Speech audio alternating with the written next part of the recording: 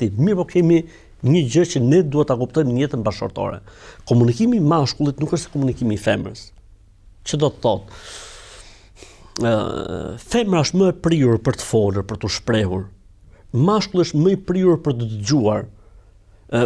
Mashkulli, pra motrat tona, gratë, pra duhet kuptojnë se mashkulli është më i prirur për të dëgjuar dhe më pak i prirur për të shprehur. Mashkulli ka një mënyrë tjetër komunikimi të shprehurit, që është komunikimi nëpërmjet dhurimit, komunikimi nëpërmjet sakrificës, komunikimi nëpërmjet daljes, komunikimi, domethënë, pra mos të presi femra që burri të flasi sa shflet ajo. Pra burri, pra ne duhet të kuptojmë se prej normave të suksesit në një jetë bashkëtorë është të kuptojmë se kemi dy krijesa të ndryshme, dy natyra të ndryshme, se s'po më vinte. Pra mashkulli ka natyrë tjetër dhe femra ka natyrë tjetër. E duke qenë se janë dy natyra të ndryshme, tani mos kërkojmë që një mashkull cillet me një grua si gratë, po mos kërkojmë që gruaja cillet me një mashkull si burrat. Jo, gjithsecili ka natyrën e vet të komunikimit. Për këtë arsye, domethënë dhe motrat, gratë, pra duhet të jenë përgatitura që mos presin prej burrit llafologun. Qartë. Nuk është në natyrën e burrit, pra edhe ne mos kërkojmë. Pastaj si tha mashkull, njeriu në ditë ta flet, le të themi 10.000 fjalë. Për shembull, ekstremi.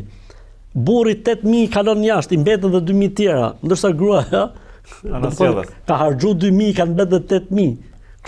Por ama edhe mashkullit ketë parasysh që mos t'i harxojë të gjitha jashtë. Okej. Përveç asaj, mos të jetë dhe arrogant. Pra, kemi anën e motrave, do të kuptojmë, por edhe si thot profeti, kujdesni të qelqtat. Nuk e di sa saktë është si hadith. Po, sa hadithi sa Buhari. Edhe kjo pjesë si e trajton feja, arrogancën në komunikim që e thyn edhe. Absolutisht, domethënë ne kemi edhe në gjuhën shqipe që thot fjala vret më rënd se sa plumbi.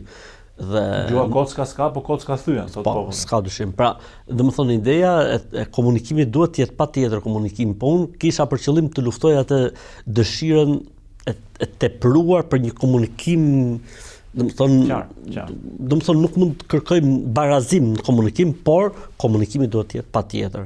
Domethënë për ta dëgjuar çfarë thot, si kanë qenë hallë, si kanë shku punët, çfarë duhet bëjmë diçka, cili është plani apo programi për këtë javë, domethënë mos ta lej gjithë barrën tek bashkëshortja, po edhe ajo mos ta lej gjithë barrën atij. Duhet patjetër, komunikimi është çelësi më e rëndësishme në një jetë të suksesshme bashkëshortore.